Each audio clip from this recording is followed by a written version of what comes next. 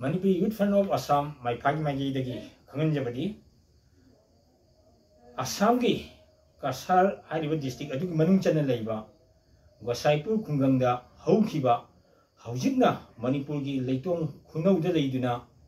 leima khomgi army camp da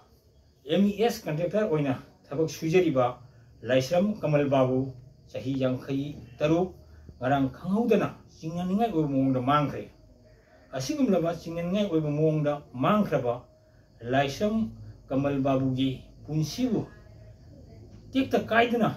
puthokpinabidamak Manipur lengak amadi India lengak mafamda Manipuri Youth Front of Assam gi maigidigi appeal tawjari